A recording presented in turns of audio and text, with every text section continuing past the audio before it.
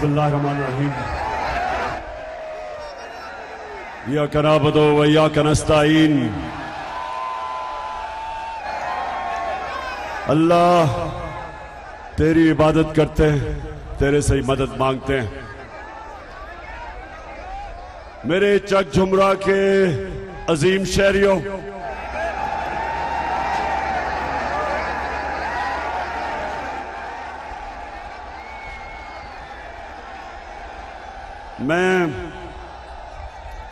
मैं आज आप सबको इतनी तादाद में यहां आने का सलाम भी करता हूं और ये आपने जो मुझे इज्जत दी उसका शुक्रिया अदा भी करता हूं।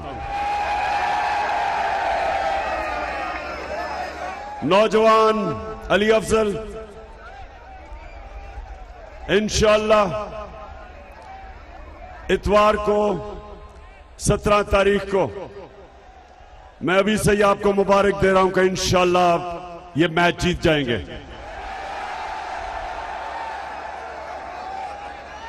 मैं जब से फैसलाबाद के एयरपोर्ट पे उतरा हूं, सारा रास्ता मुझे लोग सड़कों पे नजर आए और मेरे चक झुमरा के नौजवानों और मेरी बहनें भी सामने आई हुई हैं। अब सबको मैं एक चीज बताना चाहता हूं, इस कौम के ऊपर मुसल्लत किया गया और उन चोरों ने आते साथ ही 1100 अरब रुपए का डाका मारा। असेंबली में नैब के कानून की तरमीम करके, नैब को तकरीबन खत्म करके 1100 अरब रुपया आप सबका जो था, मेरे नौजवानों, ये आपका पैसा था जो उन्होंने आते साथ ही डाका मारा, एनआरओ लिया। पहले इन दो चोरों ने जनरल मुशर्रफ के दौर में एनआरओ लिया, तब जो इन्होंने अपने पहले दौर के 11 सालों में मुल्क को लूटा था वो चोरी माफ करवाई और फिर इस बारी आके जो 10 साल इन दोनों ने मिल के मुल्क को लूटा था, करप्शन केसेस इनके दौर के बने थे। 1100 अरब रुपए का डाका मारा, अपने केसेस माफ करवाए और करवाने के चक्कर में मैं सुप्रीम कोर्ट में गया हूं और इंशाल्लाह केस लग रहा है और इस कौम से मैं वादा करता हूं कि आखिरी गेंद तक इनका मुकाबला करूंगा, इन चोरों का।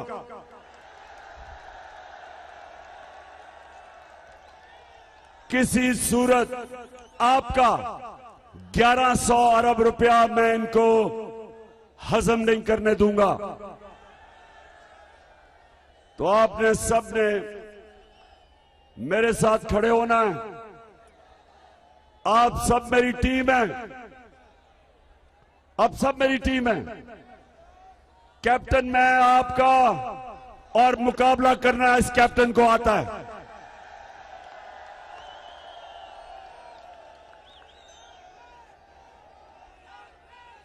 इन डाकुओं ने यह समझा था कि ये जो बैरूनी साजिश, और बैरूनी साजिश क्यों है ये सुने नौजवानों, ये सुनो, क्या जरूरत पड़ी थी अमेरिका को कि साजिश करके इन चोरों को ऊपर बैठाओ? क्या वजह थी? क्योंकि बताएं मुझे, आपका क्या ख्याल है कि अमेरिका हमारा खैर ख्वाह है? क्या अमेरिका इस मुल्क की बेहतरी चाहता है?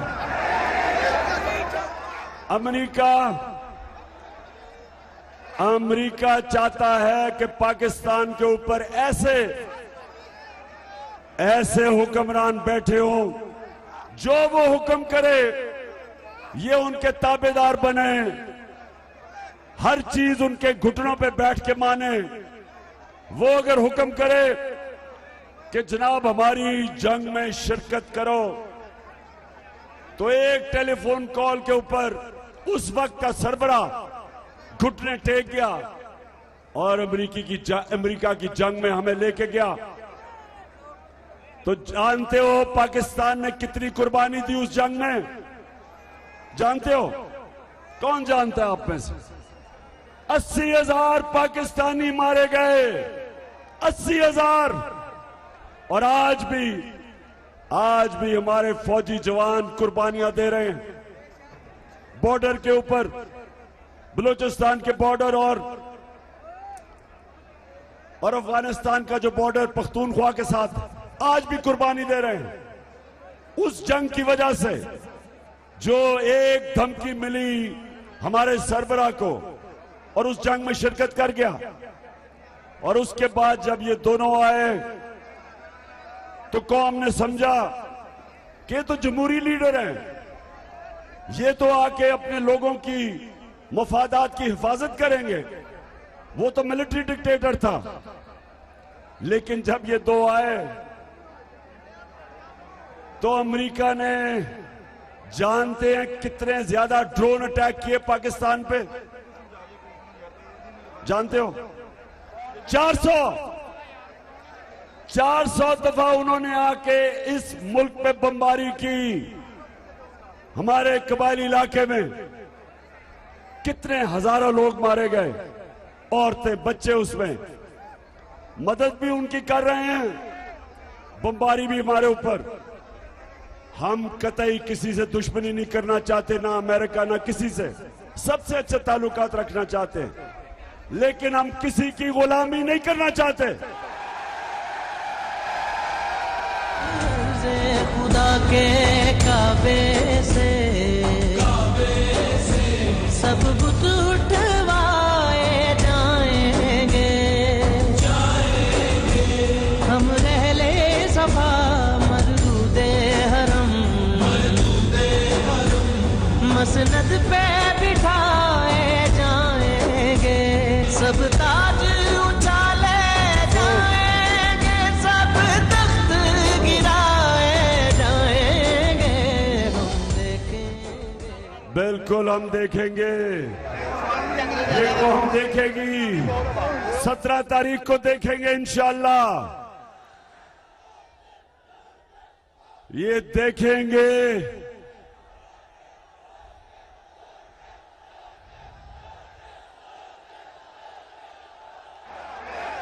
लोटों को देखेंगे,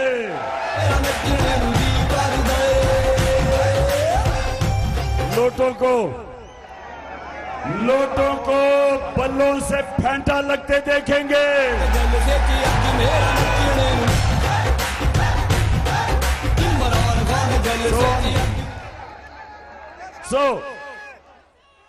चक जुमड़ा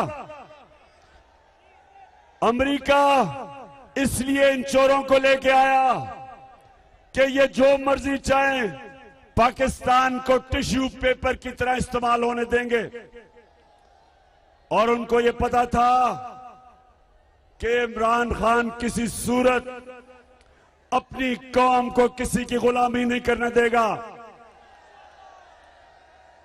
इसलिए उनको ऐसे आजाद लीडर नहीं पसंद, वो ये बूट पॉलिश करने वाले शहबाज शरीफ को पसंद करते हैं।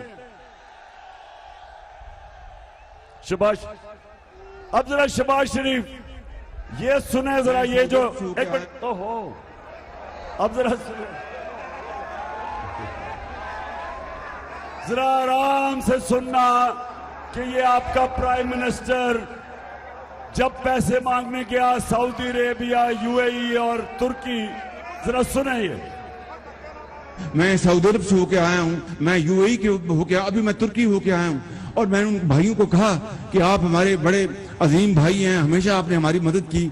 और मैंने यही कहा, जब मैं आया हूँ तो आप समझेंगे शायद ये मांगने आया है। मैं मांगने नहीं आया, लेकिन मजबूरी है। हमारा जिस तरह माजी में 75 साल में आपने हमारा हाथ बटाया है, कुछ अर्सा आप हाथ बटा। मैंने कहा मैं वादा करता हूँ कि इंशाअल्लाह हम पूरी कौम हम मिलकर दिन रात मेहनत करेंगे, पसीना गिराएंगे, अपने पाँव पे खड़े होंगे। जी शहबाज शरीफ, सुन लिया पाकिस्तानियों, क्या आप भिखारी हो? ये कौम गैरतमंद है, ये एक अल्लाह को मानने वाली कौम है। ला इलाहा इल्लल्लाह इंसान को गैरत देता है, खुददारी देता है। जो भी अल्लाह के सामने गवाही देता है कि मैं किसी के सामने नहीं झुकता सिवाय तेरे अल्लाह, वो कभी बेकारी नहीं बनता। वो अल्लाह से मांगता है, मेहनत करता है, कुर्बानियां देता है, लेकिन अपनी गैरत नहीं खोता। ये शहबाज शरीफ, मुझे ये जरा ये जवाब दो कि 32 साल से आप शरीफ और जरदारी खानदान इख्तियार में बैठे, 32 साल से, तो 32 साल से आप हाथ फैला के बैठे हो, 32 साल से भीख मांग रहे हो। कौम गैरतमंद है, कौम गैरतमंद है। शर्म आपको नहीं आती भीख मांग के? कौम गैरतमंद है। अगर आप में गैरत होती, सुन लो, आप में गैरत होती तो जो आपके खानदान, शरीफ खानदान ने और जरदारी खानदान ने 30 साल से इस मुल्क का पैसा चोरी करके बाहर लेके गए हो, वो पैसा वापस लेके आते, भीख ना मांगते, कौम को जुलील ना करते, पैसा वापस लेके आते। तो नौजवानों बताओ, मुझे ये बताओ कि आपको एक ऐसा प्राइम मिनिस्टर चाहिए जो भिखारी हो? कहता मैं यूएई भी पैसे मांगने गया, मैं सऊदी अरेबिया भी पैसे मांगने गया, मैं तुर्की भी गया। आप मुझे ये बताएं कि क्या इज्जत रह जाती है पाकिस्तानियों की? पूछें बैरून मुल्क पाकिस्तानियों से, क्यों आज वो क्यों मेरे साथ खड़े हैं? क्यों उन्होंने इतने इतने बड़े मुजाहरे किए जब मेरी हुकूमत को हटाया गया? क्योंकि वो तरसते हैं कि कोई उनके मुल्क में एक खुददार लीडर आए ताकि उनको शर्मिंदा ना कराए। ये देखें, ये जरा जिस तरह का लीडर है, प्राइम मिनिस्टर अपने आप को भी शर्मिंदा करवाता है और सारी कौम को भी शर्मिंदा करवाता है। इसलिए 17 तारीख को आपने निकलना है। और मैं ये आपको बता दूं, इन्होंने सारे धांधली के रिकॉर्ड तोड़ देने हैं। इनको खबर मिल गई है कि सारी 20 के 20 हलकों में तहरीक इंसाफ जीत रही है। इंशाल्लाह जीतेगी। और इनको पता चल गया, जो भी सर्वे हुए हैं, कौम खड़ी है तहरीक इंसाफ के साथ और इनकी मुखालफत में। और खास तौर पे लोटों को कौम बल्लों से फेंटा देखना चाहती है। में इंसाफ का अलम है, मुजाहिदे वतन है, तेरे साथ हूँ, है तेरे हाथ में इंसाफ का अलम है, मुजाहिदे वतन है, तेरे साथ हूँ, है तेरे हाथ। वैसे अली, मैं नेक्स्ट टाइम मैं खुद आपको बताऊंगा कि जलसे को ऑर्गेनाइज कैसे करना है। एक वो बेचारे उधर फंस गए हैं, उधर बेचारे वो पीछे, उनको नजर ही कुछ नहीं आ रहा, तो इनको सारों को सामने लेके आना चाहिए था। क्योंकि आपको पता है कि जलसे का मैं एक्सपर्ट हूं। किसी ने इतने जलसे नहीं किए जो मैंने किए हैं 26 सालों में। नौजवानों, इतवार को सबने तैयारी करनी है। आपने एक एक पोलिंग स्टेशन का पहरा देना है, क्योंकि ये धांधली के बगैर नहीं जीत सकते।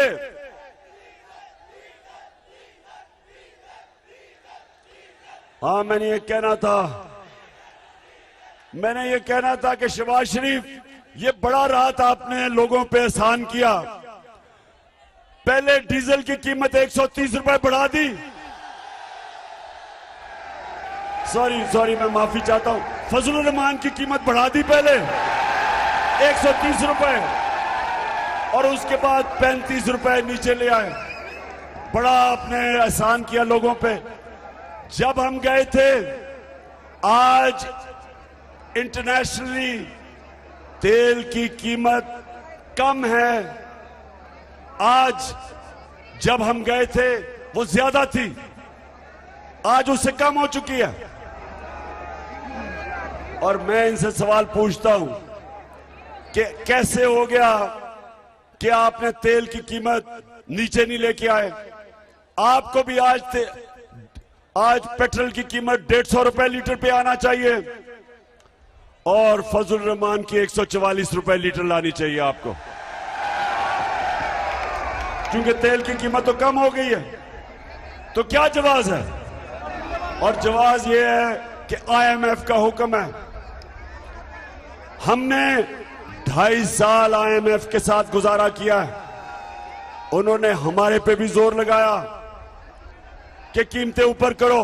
हमने नहीं की, क्योंकि हम सबका जीना मरना पाकिस्तान में है। ये वो लोग जिनके बाहर बड़े बड़े महलात, सारा नवाज शरीफ का, इसका जो सारा टब्बर है बाहर बैठा है। सिर्फ एक रेडियो आकाशवाणी को पाकिस्तान में छोड़ा हुआ है। आकाशवाणी रेडियो जानते हैं ना सारे? आकाशवाणी रेडियो की एक खासियत है कि वो सच बोल ही नहीं सकती, इसलिए सारा टब्बर बाहर है। लंदन के सबसे महंगे इलाके में ये रहते हैं, सबसे महंगा इलाका है जिधर ये रहता है। इसका बेटा 10 अरब रुपए के घर पे रहता है। नवाज शरीफ जो 4 बड़े बड़े महल्लात हैं लंदन के महंगे तरीन एरिया में, उसकी मालिका है मरियम नवाज, उसके नाम पे है। आज तक एक रसीद नहीं दे सके कि पैसा आया किधर से है, एक दफा नहीं बता सके। और मुझे अफसोस से कहना पड़ता है कि हमारा इंसाफ का निजाम बड़े बड़े डाकुओं को नहीं पकड़ सकता, सिर्फ छोटे चोरों को जेल में डालता है। सिर्फ ये भैंस चोरी कर ली तो गाय और ये बकरियां चोरी कर ली या मोटरसाइकिल, वो जेल में। बड़े बड़े डाकुओं को नहीं पकड़ता। ये है पाकिस्तान का अलमिया। मेरी कौम, जब तक एक मुल्क में अदल और इंसाफ, मतलब ये कि जब तक ताकतवर को कानून के नीचे हम नहीं लेके आते, मुल्क तरक्की नहीं कर सकता। तो ये है हम सब की जंग। नौजवानों, आप सब की जंग एक ही है, जो मेरे नबी सल्लल्लाहु अलैहि वसल्लम ने कहा था कि कोई कौम जो ताकतवर डाकुओं को नहीं पकड़ती और सिर्फ छोटे चोरों को पकड़ती है, तबाह हो जाती है। उनका हुक्म 1500 साल पहले था और आज आपके सामने कौमें तबाह हो रही हैं। श्रीलंका में देखें, वहां भी एक खानदान हुकूमत कर रहा था 20 साल से, वो भी पैसे बाहर लेके जा रहे थे। वो अमीर हो गए, कौम मकरूज होकर दिवालिया निकल गया। आज वो बाहर भाग गए हैं और कौम में देखें कि उनके पास पैसा नहीं है अपना मुल्क चलाने के लिए, दिवालिया निकल गया। उससे पहले अफगानिस्तान, जो अफगानिस्तान की गवर्नमेंट थी पहले, जैसे ही अफगानिस्तान गिरा वो भी सरबराह बाहर भाग गए, पैसे लेके बाहर चले गए। और इसलिए कि करप्ट गवर्नमेंट के साथ अवाम नहीं खड़ी थी। वही श्रीलंका में, वही लबनान में क्या हुआ? बेरूत, सबसे ज्यादा सारे मिडिल ईस्ट में जो शहर था, जो दुनिया जाती थी दुबई से पहले, वो बेरूत था। उधर भी हुक्मरान, उन्होंने आके चोरी करनी शुरू की, दिवालिया निकाला। आज 70% लोग लेबनान में गुर्बत की लकीर के नीचे चले गए। और जब तक हम इन 2 बड़े खानदानों को, जो 30 साल से इस मुल्क को लूट रहे हैं और जो आज ऊपर आके बैठ गए हैं, और जिन्होंने भी इनको बिठाया है, इस मुल्क की तारीख इनको माफ नहीं करेगी। जो भी ये साजिश के तहत हमारे ऊपर मुसल्लत किए गए, जो ये जुल्म हो रहा है मुल्क पे, जो महंगाई हो रही है, जो आज टेक्सटाइल इंडस्ट्री फैसलाबाद की, हमने इसको उठाया, रिकॉर्ड एक्सपोर्ट्स की टेक्सटाइल ने। यहां हालात ये थे कि टेक्सटाइल इंडस्ट्री के लिए मजदूर नहीं मिल रहे थे, और आज हालात देखें। आज पूछें टेक्सटाइल इंडस्ट्री के क्या हालात है। 3 महीने के अंदर जो सनत हमारी इंडस्ट्री ऊपर जा रही थी, एक्सपोर्ट्स ऊपर जा रही थी, सबसे ज्यादा हमने टैक्स इकट्ठा किया था ताकि लोगों पे खर्च करें।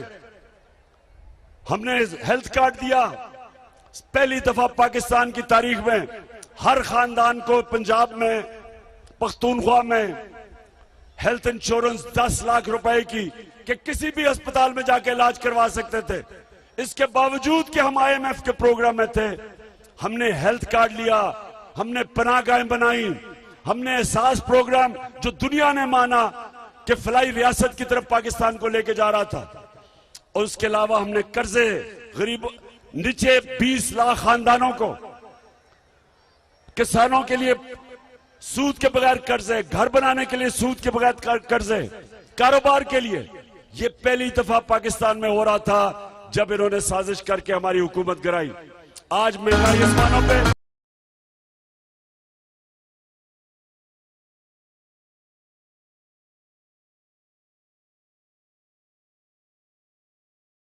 आखिर में चक जुमरा, मैं तो हैरान हूं जितनी तादाद पे आप आए हैं। मैं आपका शुक्रिया अदा करता हूं, और इंशाअल्लाह अली अफजल आपको मुबारक भी देने आऊंगा।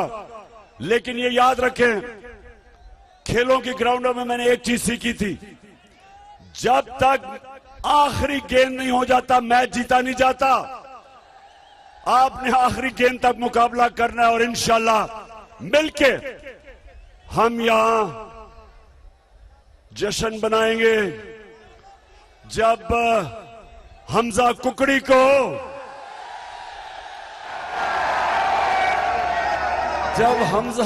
को हम शिकस्त देंगे।